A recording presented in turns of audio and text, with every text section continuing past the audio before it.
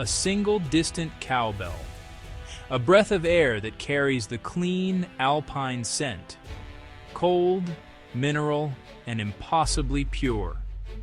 There are places where the world seems to remember how to be quiet, where rock and sky keep their counsel, and human voices become part of a larger conversation. Grindelwald is one of those places, a village carved into the lower slopes of the Bernese Alps, wrapped in the shadow and the glory of peaks like the Eiger and the Wetterhorn. Here, every morning looks like an old photograph slowly coming to life. We will walk its narrow lanes, ride its cableways, listen to the stories the mountains tell, and sit by a lake where the reflection holds the sky. This is not simply a place to visit. It is a place that invites you to slow down, to feel altitude, history, and a rare kind of stillness in your chest. Arriving in Grindelwald is a small ceremony. The Bernese Oberland Railway carries you from lower valleys up into air that tastes of snow even in summer. When the train clears the last curve, the village reveals itself, a scatter of roofs against the green, and above it, the hard, unmistakable profile of the Eiger, a mountain with 1,000 stories. People come here for many things: challenge, beauty, silence, or the adrenaline of the cliff walk and alpine activities. But almost everyone stays for the view, not merely to look at it, but to be rearranged by it. The mountains here do not simply stand, they insist. There is a pace in Grindelwald that can be learned quickly. The rhythms of weather, the punctuality of trains and cable cars, the quiet ritual of boots and poles. Walk its lanes and you find wooden facades with shutters, painted signs, and flowers spilling from window boxes like small, bright waterfalls. Hospitality has been part of Grindelwald's story for centuries. Inns and hotels grew here to serve the first Alpine explorers, and later, tourists seeking fresh air and clean snow. The village's relationship with visitors is old as its timber beams, a partnership between host and mountain. People come here hungry for big views and small comforts. We feed them both. Listen, the accent is gentle, the manner straightforward. Here, the past is not a museum, it is a set of traditions folded into daily life. The Eiger is a teacher.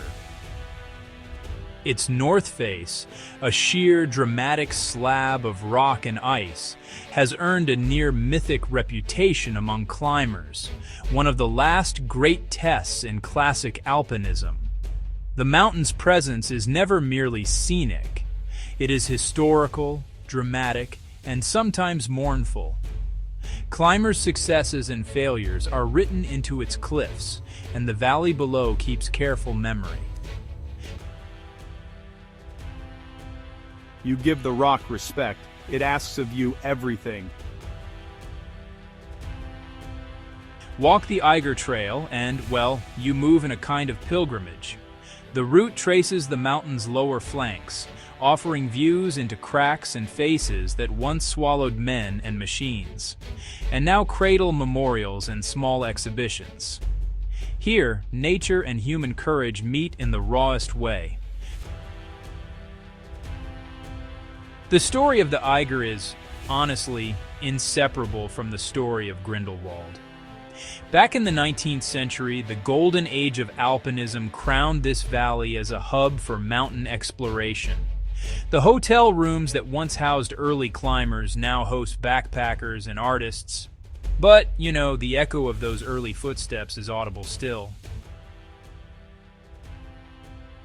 There is a melancholy to the mountains, a romance shot through with risk. The north face, in particular, asks a question of anyone who looks at it. Are you willing to be small today? The answer is often yes. The mountain compresses time. It makes humble what we imagined large. Grindelwald is also a gateway. From Kleine Scheidegg, the Jungfrau Railway tunnels its way, the highest railway in Europe, to Jungfraujoch, the so-called top of Europe. Thousands make the pilgrimage each year to stand where sky and glacier press close together, to look out over an expanse of white that seems to go on and on. The railway and Jungfraujoch are more than engineering feats. They are symbols of our desire to touch the mouths of the heavens. At the top, the air is thin and everything is simplified.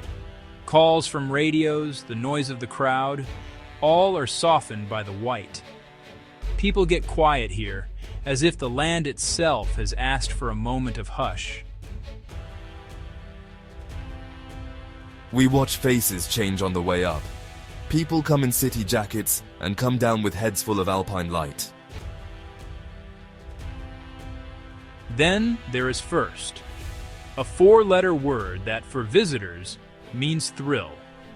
A place where mountain carts race down, where the cliff walk offers a narrow ledge and panoramic courage, and where the valley falls away like a secret. At first, the landscape becomes sport. You can fly in a gondola, ride a glider, or simply lean into a railing and, just breathe. The cliff walk is a human thread along a cliff's lip, a deliberate stitch that lets us feel the vertigo while remaining safe. It is an invitation to reconcile wonder and fear, to stand at the edge and let the valley answer you back. This is playground and prayer.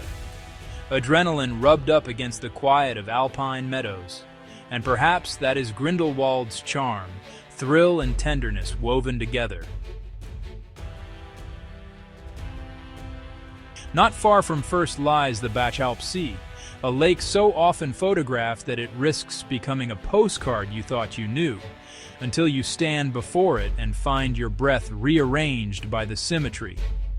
The water holds the mountain like a secret, reflecting the Eiger and the sky with an intimacy that is almost startling.